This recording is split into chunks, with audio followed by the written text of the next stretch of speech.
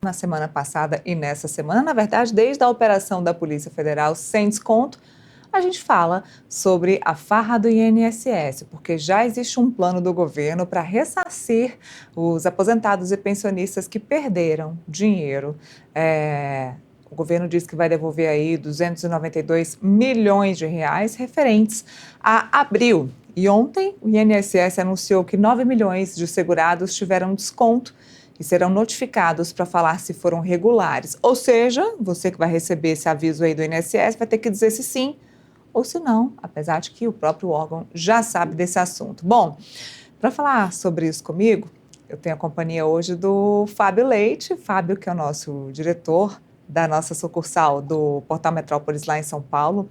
Oi, Fábio, muito boa tarde. Boa tarde, Neila. Boa tarde a todos que nos acompanham aqui. O prazer estar de volta no Boletim. Olha, ontem eu queria ter falado com o Fábio sobre o assunto do INSS, porque o negócio continua pegando fogo e cada dia que passa tem novidade em todos os braços desse assunto. Braço político, braço da Polícia Federal, braço do INSS, de recompor ou não esse dinheiro, esse dinheiro que foi perdido por esses aposentados.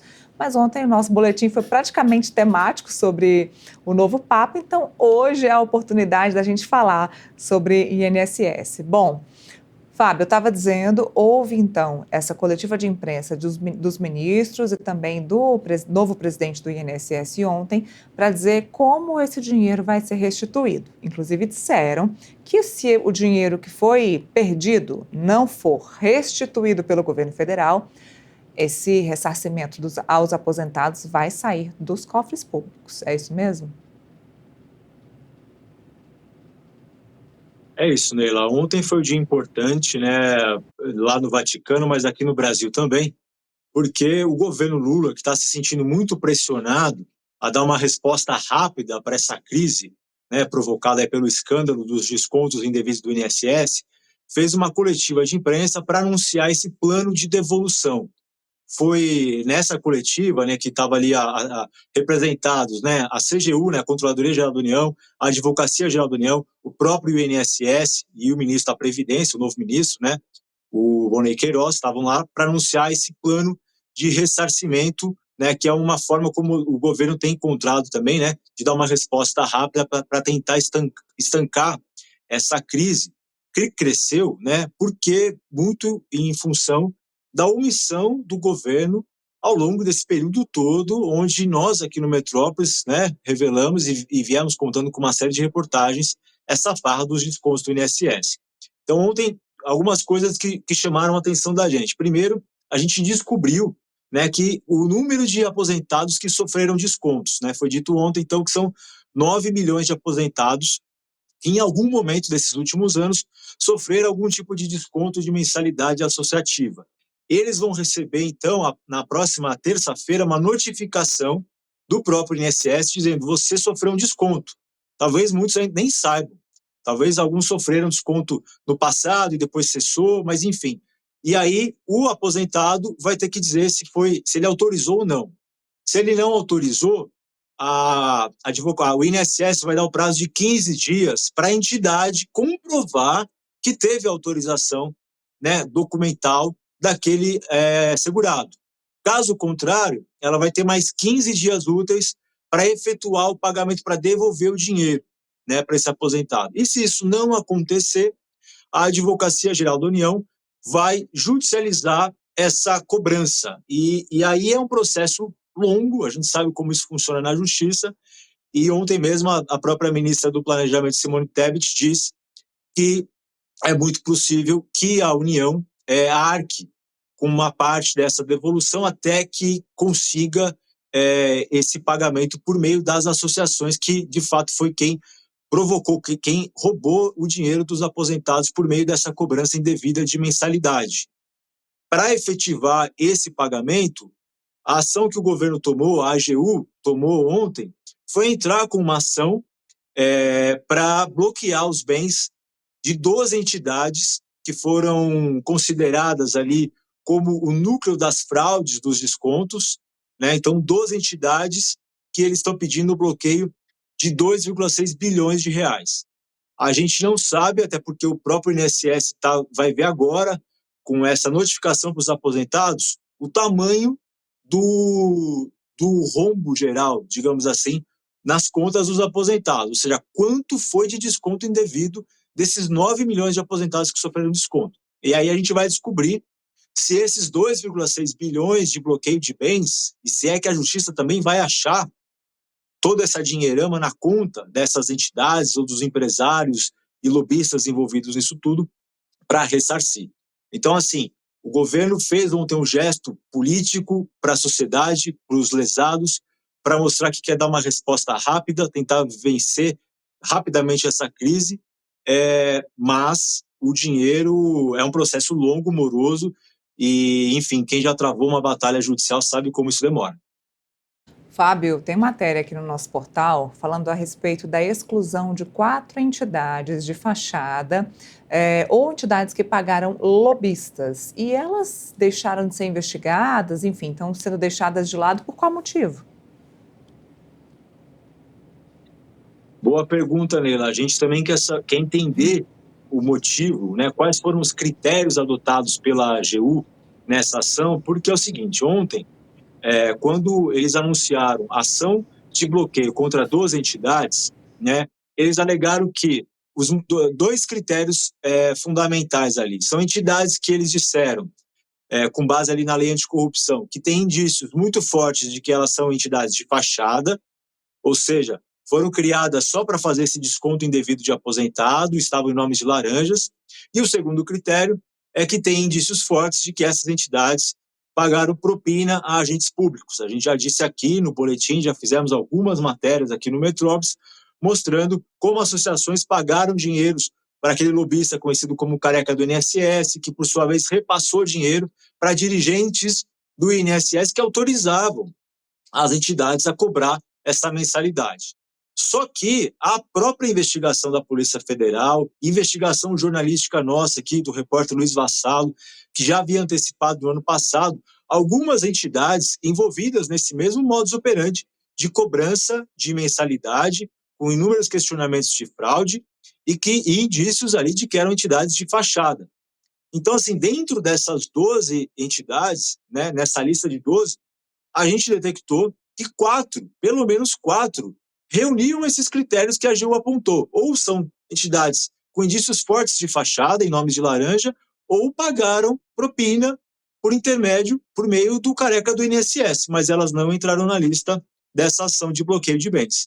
Então é isso que a gente trouxe, né? E para além disso, Neila, um outro dado que chama atenção, a gente também já havia antecipado isso, porque o INSS já tinha aberto um processo de responsabilização contra essas 12 entidades, que agora são alvo da AGU, e nessa lista também não consta as entidades que mais arrecadaram com descontos de mensalidade nesses últimos anos.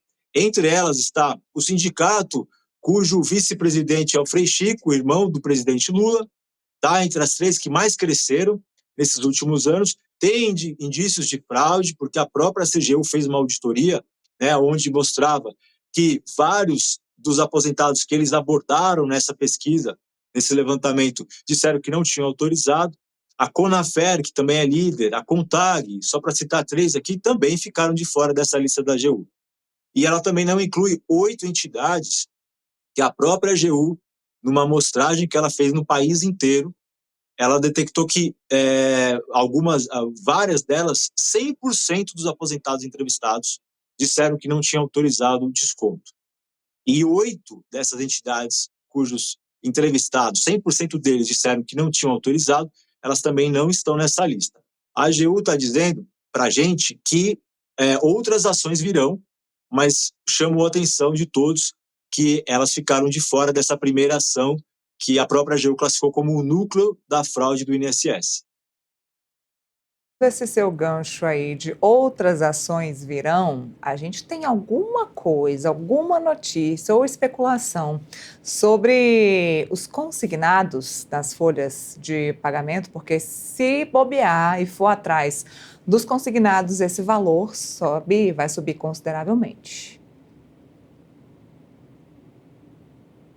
Neila, essa coisa dos consignados, dos empréstimos consignados e de fraudes envolvendo os consignados também preocupa muito o governo, Por quê? Primeiro, e a gente já mostrou isso aqui no Metrópolis, foi inclusive uma manchete que a gente publicou no fim de semana passado, existe elo entre as entidades ou as empresas que estavam por trás dessas entidades que operavam esses descontos indevidos com empresas que operam crédito consignado.